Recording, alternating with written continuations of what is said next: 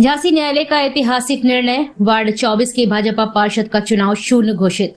लालता प्रसाद जी को न्याय मिला, विजय घोषित। 2 साल से आरक्षण पर कब्जा, अब संविधान की जीत और बीजेपी की हार हुई है। झांसी नगर निगम के वार्ड नंबर 24 में बीजेपी के अंकित राय ने फर्जी सहारिया बनकर चुनाव लड़ा, आरक्षण का हक छीना, लोकतंत्र का मजाक उड़ाया, लेकिन अब सच की जीत हुई है। चुनाव शून्य घोषित।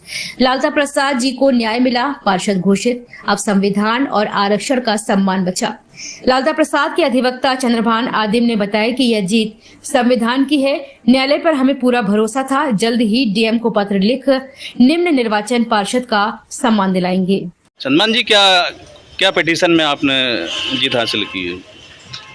नगर निगम के वार्ड नंबर 24 जो कि अनुसूचित जाति के लिए आरक्षित था, उस वार्ड में जो अंकित राय था, उन्होंने सहारिया का जाति प्रमाण पत्र बनवाकर चुनाव लड़ा और इलेक्शन का जो शपथ पत्र प्रारूप 6 है, उसमें साफ लिखा है कि जो जाति प्रमाण पत्र है उसी में आपने जन्म लिया है।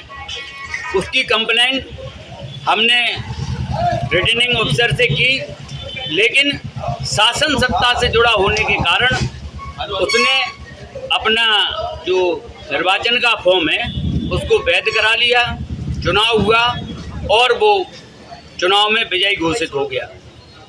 हमने इलेक्शन पिटीशन माननीय न्यायालय में दायर की।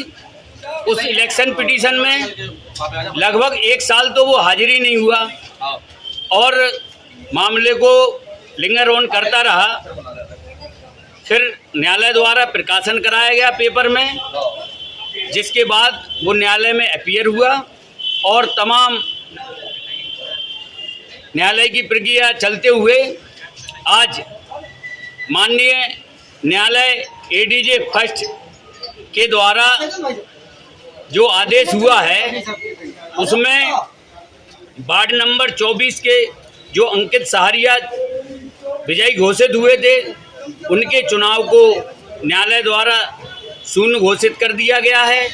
और हम जो पिटीशनर थे, जो हम चुनाव की इलेक्शन पिटीशन दायर की थी लालता प्रसाद, उसको जो दूसरे नंबर पे थे उसको वार्ड नंबर 24 का पार्षद विजयी घोषित किया गया है। पार्षद जी, क्या नाम है आपका? हमारा नाम लालता प्रसाद है। क्या कामयाबी मिली है?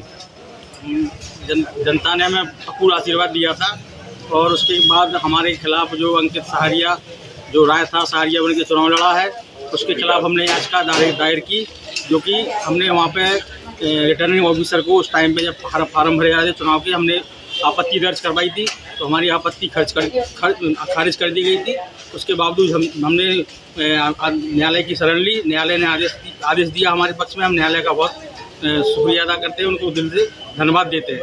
हाँ, तो आपका अधिवक्ता कौन? आपका भी अपने धन्यवाद देते हैं, जिन्होंने बहुत काफ़ी मेहनत करके इस केस को इस मुकाम पर ला के खड़ा कर दिया, कि उन्होंने बहुत मेहनत करके इस केस को और हमें न्याय मिला।